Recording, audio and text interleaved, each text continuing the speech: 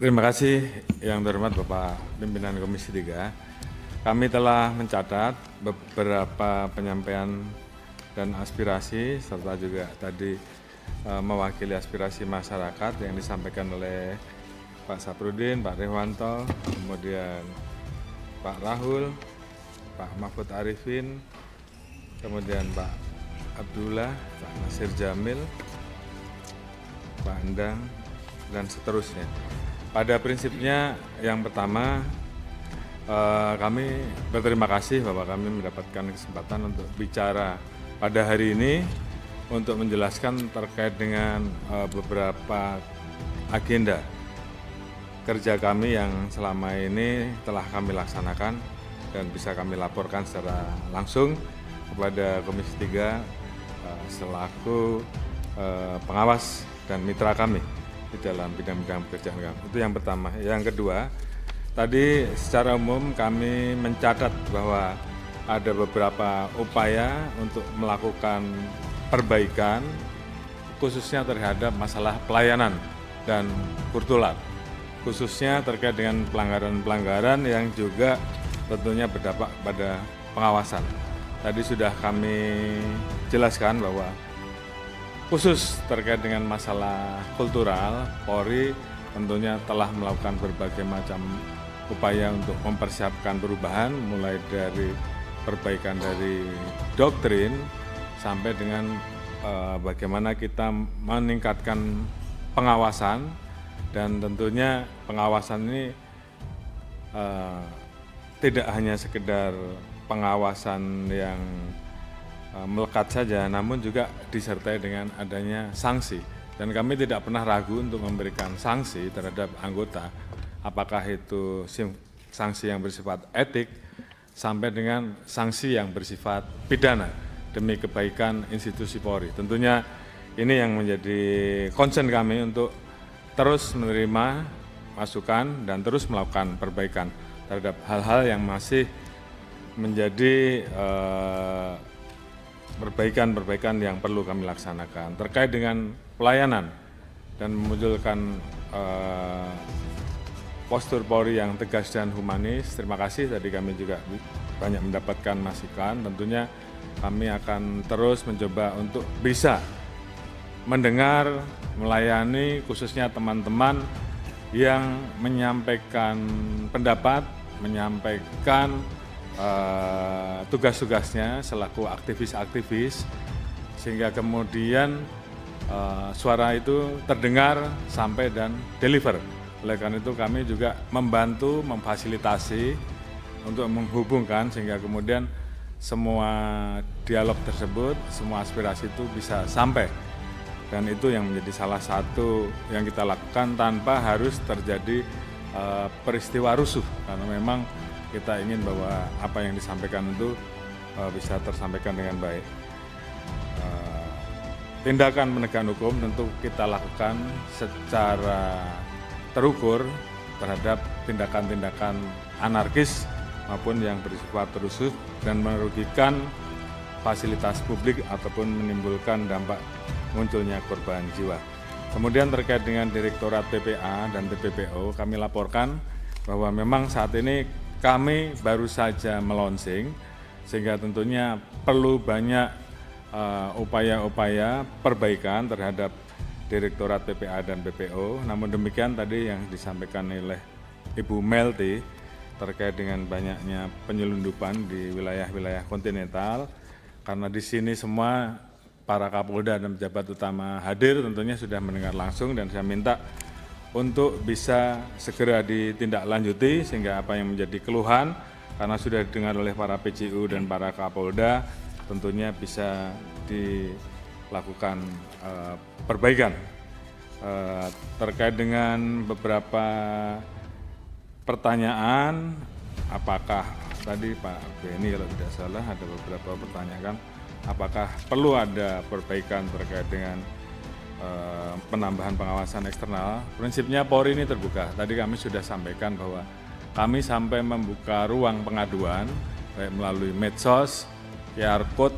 Kalau Bapak Ibu mungkin masuk ke hotel, di situ ada QR code-nya Propam, sehingga masyarakat bisa melapor setiap saat terkait dengan pelanggaran yang terjadi. Dan kita ada whistleblower system, artinya orang yang memberikan laporan itu kita lindungi. Itu bagian dari upaya kita untuk terus melakukan perbaikan terhadap institusi Polri. Tentunya terhadap hal-hal yang masih kurang, kami justru ingin mendapatkan masukan, dan itu adalah salah satu media yang bisa diberikan masukan untuk kemudian kita bisa lakukan evaluasi. Pengawas eksternal kami tetap membuka ruang, karena memang kita ingin bahwa Polri ini betul-betul menjadi institusi yang tidak anti kritik, institusi yang terus melakukan perbaikan, baik di sisi reformasi, di bidang kultural dan sebagainya. Terus kemudian tadi ada pertanyaan terkait dengan komite internal dan komite percepatan reformasi yang dibentuk oleh Pak Presiden. Sebenarnya ini sudah berkali-kali kami sampaikan, baik oleh kami sendiri maupun oleh komite reformasi, bahwa komisi internal ini sifatnya adalah bagian dari respon cepat untuk menindaklanjuti temuan-temuan yang ditemukan, yang dikumpulkan pada saat komisi reformasi melakukan mengumpulkan partisipasi publik terhadap hal-hal yang bisa langsung dieksekusi, karena itu menyangkut aspek instrumental, aspek kultural maupun perbaikan-perbaikan, maka kita langsung melakukan perbaikan sehingga tidak perlu menunggu waktu yang terlalu lama. Kemudian yang terakhir yang menjadi concern rekan-rekan tentunya terkait dengan posisi institusi Polri. Tentunya kami sangat berterima kasih atas dukungan dari seluruh mitra yang menempatkan Polri tetap di bawah Presiden, karena ini adalah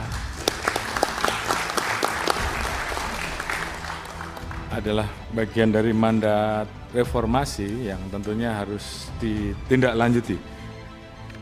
Beberapa TAP MPR sudah dikeluarkan sampai dengan memisahkan Polri dari TNI untuk menjelaskan tentang apa tugas Polri sebagai penjaga keteraturan sosial, penjaga keberagaman sosial, dan TNI sebagai penjaga kedaulatan negara kesatuan Republik Indonesia. Tentunya penempatan Polri sebagai alat negara yang kita tahu semua bahwa ada hal-hal khusus bahwa pada saat situasi genting maka posisi Polri sebagai alat negara yang bertugas di bidang keteraturan sosial, di bidang menjaga harkat timas, tentu harus selalu dikontrol. Oleh karena itu mekanisme check and balances, yaitu oleh persetujuan oleh DPR, menurut kami itu menjadi sangat penting, karena itu juga untuk mengontrol dan menjaga Polri agar tetap bisa melaksanakan tugas pokok sesuai dengan amanat dari Undang-Undang Dasar dan amanat Undang-Undang. Mohon maaf Bapak-Bapak dan Ibu-Ibu sekalian, kami tentunya institusi Polri menolak kalau sampai ada usulan Polri berada di bawah kementerian khusus.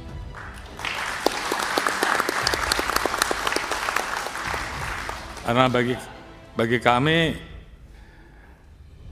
posisi institusi Polri seperti saat ini adalah posisi yang sangat ideal. Kita bisa menjadi alat negara yang betul-betul memberikan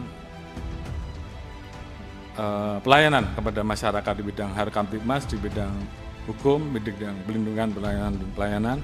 Di satu sisi kita betul-betul bisa berada langsung di bawah Bapak Presiden, sehingga pada saat Presiden membutuhkan kami, maka kami bisa bergerak tanpa harus ada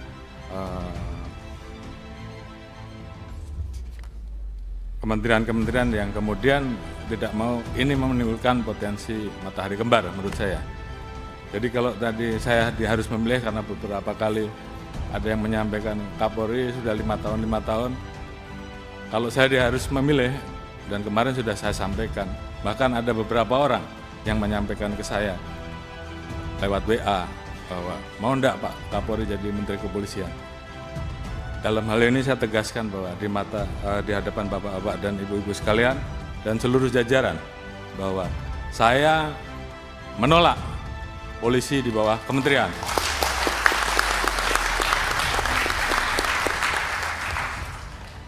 Dan kalaupun saya yang menjadi Menteri Kepolisian, saya lebih baik menjadi petani saja. Oh iya, ini menyala nih Pak Kapolri, benar. Oleh karena itu,